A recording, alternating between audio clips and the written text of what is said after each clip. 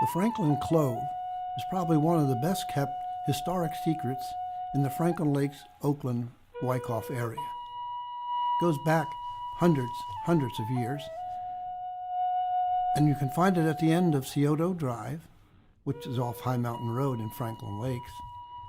And if you proceed along Scioto to the very end, you'll come upon the High Mountain Reservation, which is marked by a metal gate.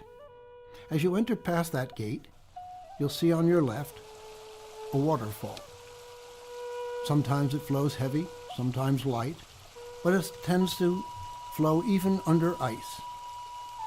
It's called Buttermilk Falls and was named that by William Roome when he made a map in the late 1700s. He put that name Buttermilk Falls right on the map. You can see that map. It's in the Bergen County Courthouse in the map room, and it's in drawer number 293.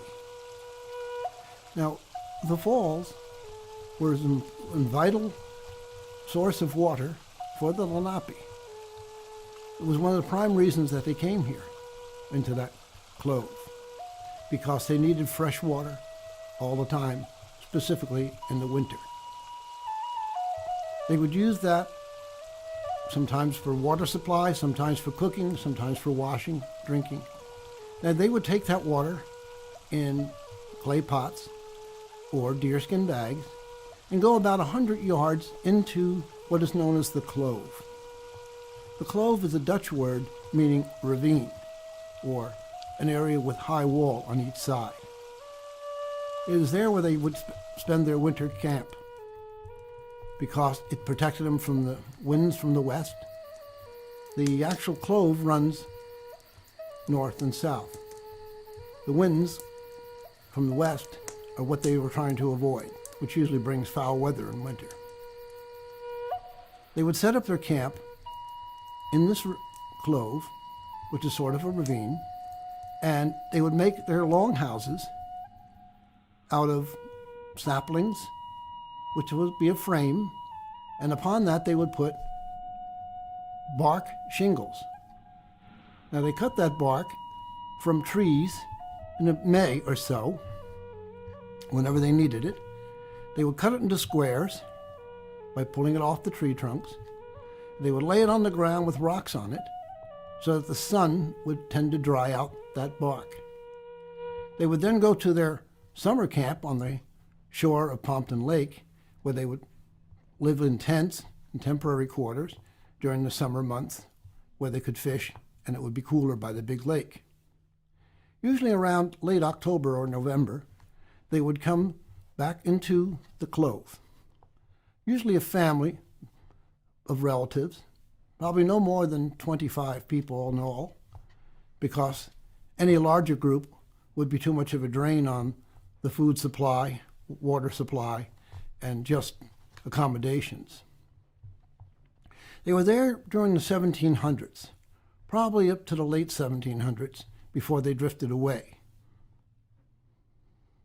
Now the Lenni Lenape are part of the Delaware tribe. They didn't consider themselves Delawares. The English colonists began calling them that after Lord Delaware, the first governor of Virginia. And when they would see the natives, they would refer to them as Delawares, implying that they belonged to the governor, Delaware. Lenape is a name they applied to themselves. It means ordinary people. Unfortunately, no fully written language exists. All spoken word is all we have. Around here, they spoke Delaware with an accent called Muncie. Like we have Southern accents, Boston or Brooklyn accents, even in the South they have an accent. Those who lived below the Raritan River also spoke Delaware, but their dialect was different. That was called Unami, and that covered pretty much central and southern New Jersey. The last of the truly fluent Lenape language speakers was Nora Thompson Dean, who lived in Oklahoma, where many of the Lenape from around this area moved in the late 1700s. Nora's native name was Touching Leaves Woman. She came to speak to students at Seton Hall more than 25 years ago. She was driven here in a car, and as she came up the New Jersey Parkway, she pointed out Lenape names, which were towns along the way: Manasquan, Manaloking, Papacong. Unfortunately, Nora Dean died in 1984. But before she did, she made the recordings, speaking some of the Lenape language. Her brother Edward tried to carry on Nora's work of teaching the Lenape language, but Edward died just a few years ago. I've heard there's a Lenape descendant named Bruce Stonefish, who was working to get the Lenape language into written form. He had a grant for that project from Harvard. A few years ago, he came down to the Mawa area on Saturday mornings to teach some of the Ramapo Native American children words in Lenape. They caught on to some of the words right away, but no one really wants to learn it because there's not much use in learning or speaking it. But many of you know some Lenape words yourselves. When you say Mawa, Hackensack, Sycamac, all are Lenape terms. Now, how do we know what the Lenape look like? Fortunately, Giovanni Verrazano, captain of the ship anchored in the Hudson, wrote about it in the ship's log. In great detail, he described their clothing, their habits, and their customs. He remarked that men were about 5'8", tan skin, brown eyes, black hair. They walked head up, except when tracking game. And despite pictures of bare-chested men, they wore, actually, deerskin pants in cold weather and a type of jacket or tunic. Usually they carried small leather pouch around their neck, sort of a medicine bag. They carried herbs in that, perhaps for snake bite or cuts. They also had a small pipe and a bit of tobacco. Yes, they discovered tobacco long before the Europeans did, and they used it as a ritual incense as the smoke rose to the sky. The women were described as also tan skin, brown eyes, about the same height as men, maybe a bit shorter. Sometimes they used makeup, a red root on each cheek, and maybe a bit of charcoal above the eyes, something like eyeshadow today. They usually wore deerskin skirts that went below the knees, also a type of leather jacket. Both men and women use bear grease on their hair, but they also use it on their skin most of the year. They use it like a skin lotion. It protected against sunburn, but also against cold weather and chapping.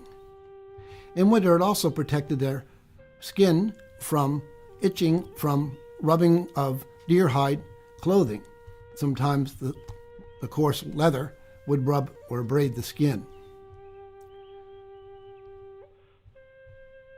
Sometimes they would use raccoon fat or even fish oil if bear grease was scarce. Both wore a form of broadcloth or skirt in warm weather. Clothing, both wore deerskin moccasins on rough ground, but sometimes a type of slipper made of tightly woven corn husks. In winter, the moccasins would be of bearskin usually, and always worn fur side inside. The same for winter coats. Really, they were actually cloaks of bearskin.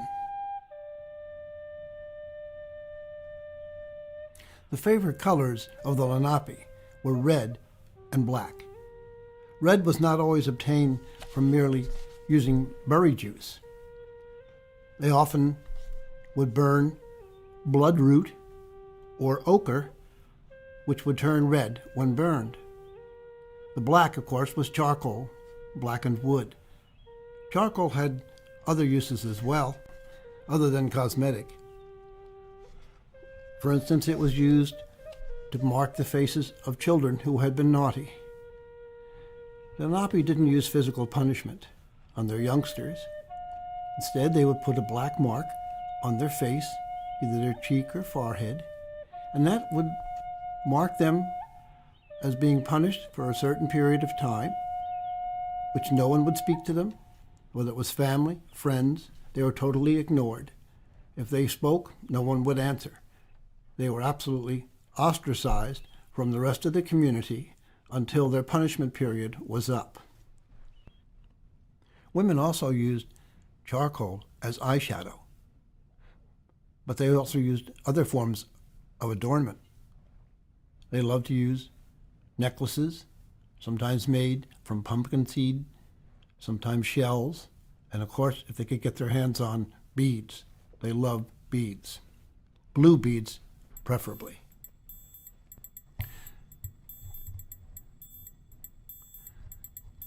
The color blue, preferred by women for jewelry, is not just limited to the East Coast Native Americans. It's that way in the West as well. A few months ago, while visiting a reservation, I happened to find blue beads being sold by the local tribe of the Apache and Lakota. I asked a chief, why did they prefer blue beads? Since all over the country, the Native Americans seemed to prefer it.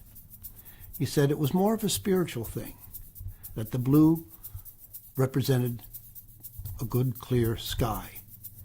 And it didn't matter whether it was use of turquoise in the West or just blue beads that were imported from Holland, used by the Lenape or other Native Americans on the East Coast.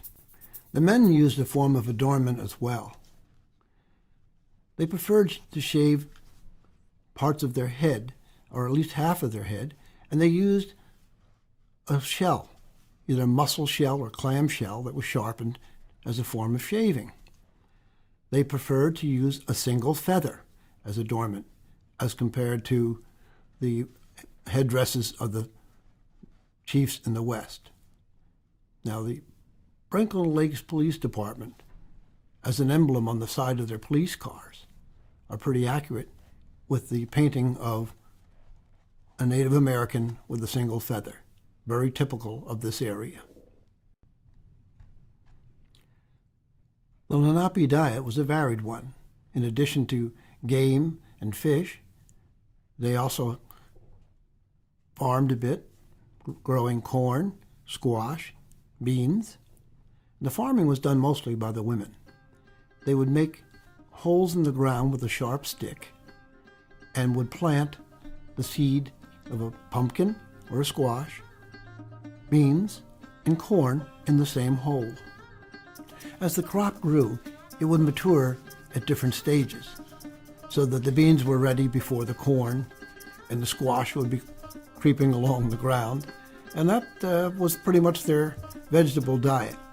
They used the corn to make cornmeal. They used crushed acorns and mixed with it, and that formed sort of a flat cake with the dough that they would use. It was made from cornmeal and roasted acorns, chestnuts sometimes, and they're placed right into a fire in the form of a cake that was called sapan, and then it was eaten twice a day. Soups were made from meat, bones, corn, fish, squirrel, rabbit, or whatever the game they happened to have, along with vegetables. There would always be a soup pot going in the camp. Now in winter they were in their longhouses, so the fire would be inside and the smoke would go through a long slot in the roof. The food was stored in holes 2 feet deep or so with a cover over it, and they would store grain, squash, dried foods, and it would keep preserved there. The pumpkin and squash were sliced across into rings, and they were suspended in the hut near a fire or just hung out in the sun to dry. And it would become a form of dehydrated vegetable that they would use in winter when they put it into the soup. They used wood or pottery bowls, which they ate from. They knew how to make wooden spoons, although they used only one wooden spoon for everyone. It was passed around. Other food, like meat or fish, was taken on wood skewers or sharp sticks. They never ate raw meat or fish, They cooked it till it came off the bones. From spring until October, they ate fresh berries, or blackberries, blueberries, wild grapes, crab apples, hazelnuts, and chestnuts when they were plentiful. Speaking of the food, we also ought to mention where they spent most of their time in the winter. It was in their longhouses. In this particular site at the Clove, there were probably 2 houses at least. They're probably 20 feet long, maybe 5 feet high. They were made from sapling framework with bark, dried, used as shingles, usually from linden or elm trees. They tended to have smoother bark. They cut incisions into the tree in the spring. They would go across and down and cut them into squares, maybe 2 or 3 feet in size. Then they used sharpened poles to peel back the bark and put it into sheets and lay it on the ground with heavy rocks on top. And they would lay it there for the summer months, perhaps from June till the fall. The heat of the summer sun would dry out that bark and form what would be a type of shingle. To form the house, they used about 200 green saplings that could be bent to form a type of arch. To get the saplings to stick in the ground, they drove holes with hardwood poles or stakes so the saplings wouldn't slide away. They tied bark shingles to the frame with either dried vines or strips of dried material found between the bark and the tree trunk. That's called bast. The bark longhouses were about maybe 20 to 15 feet, depending in size, maybe 10 feet wide with an opening facing east. The roof had an opening at the top to let the smoke from the fire in the center of the room escape 24 hours a day. When they were very cold, they had a panel of animal skin to close off the doorway, or made a flap out of something like a bear skin. They couldn't stand up in the house very well because it was not much more than 5 feet high, and most of them, Lenape, were typically about 5'8". Along the walls were benches for sitting or sleeping on, usually covered with corn husk leaves, covered by fur skins. The longhouse could last for years.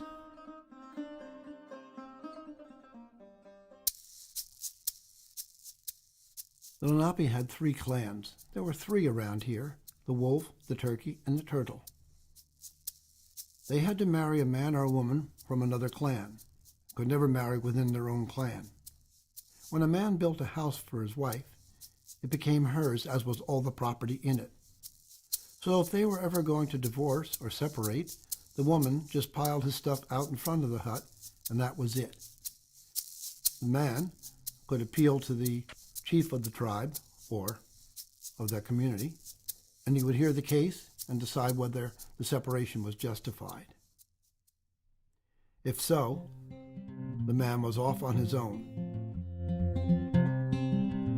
The lifespan of a Lenape was about 38 to 40 years. An elder was maybe into his 50s.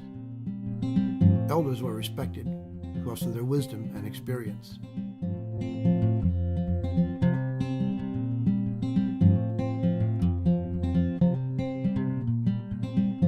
In the Franklin Clove, which we were talking about, there were maybe 2 houses the most, no more than 24, 25 people, all the same family, usually relatives, in-laws, parents, grandparents. The reason for the limited number was simply a matter of resources. If there were more than that, the food supply would run out quite quickly.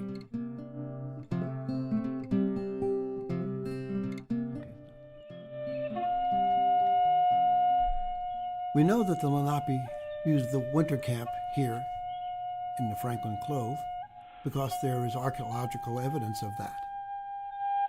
Down the trail from the main part of the Clove at its highest point, we're maybe about a quarter of a mile down the trail.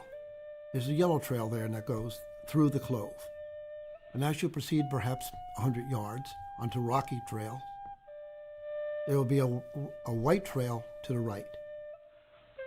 There are several overhangs there, small cave-like structures. It was there that the archaeologist Mac Scrabish unearthed pieces of pottery, arrowheads, spear point, animal bones from campfires. He did these excavations in the early 1900s. Actually, it was 1913 when he uncovered most of the artifacts. It was Scrabish's findings that gave us proof of the Lenape settlement here. If I leave you with one thought, it was that the Lenape were a kind and gentle people who shared what they had, whether it was food or shelter. They were nonviolent and respected and helped others. They believed in spirits everywhere, the spirit of the trees, the spirit of the wind, the spirit of the sky and the water. And it was they who believed that the supreme being of all those spirits was he who created us with his thought. A very profound idea.